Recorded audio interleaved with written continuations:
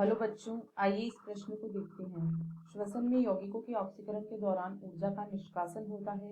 यह ऊर्जा किस प्रकार से संग्रहित तथा आवश्यकता पड़ने पर विमुक्त हो सकती है। इस प्रश्न की जो मुख्य अवधारणा है, मुख्य अवधारणा वह है कोशिकीय श्वसन। कोशिकीय श्वसन यह जीवों में कोशिकीय स्तर पर होने वाला श्वसन होता है।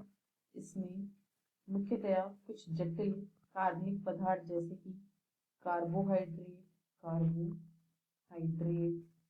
वसा, प्रोटीन इत्यादि को श्वसनीय आधारित पदार्थ के रूप में काम में लिया जाता है तथा इनमें जो रासायनिक बंध होते हैं, रासायनिक बंध उनके रूप में ऊर्जा संचित होती है।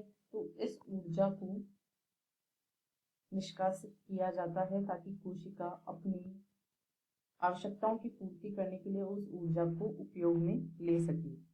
कोशिका मुख्य रूप से एटीपी के रूप में ऊर्जा का उपयोग करती है। एटीपी जो होती है यह ऊर्जा की मुद्रा होती है। इसी रूप में ये कोशिकाएं जो होती हैं वे एटीपी का उपयोग कर सकती हैं। इसके अलावा जीटीपी, NADPH व NADP+ ये कुछ ऐसे अन्य रूप है जिनमें ऊर्जा को संग्रहित किया जा सकता है। ऊर्जा का संग्रहण होता है परंतु उपयोग मुख्य रूप से एटीपी के रूप में ही होता है। कोशिकीय श्वसन जो होती है, यदि मुख्यतः हम वायवीय श्वसन की बात करें, वायवीय श्वसन, तो यह एक बहुचरणीय प्रक्रम होता है। इसमें बहुत सारे प्रक्रम शामिल होते हैं, जैसे कि सबसे पहले ग्लाइकोलिसिस। यह कोशिका द्रव्य में संपन्न होने वाली प्रक्रिया है। इसके बाद में जो ग्लाइकोलिसिस से पायरुविक अम्ल का निर्माण होता है, पायरुविक अम्ल, इसका पूर्ण ऑक्सीकरण होता है।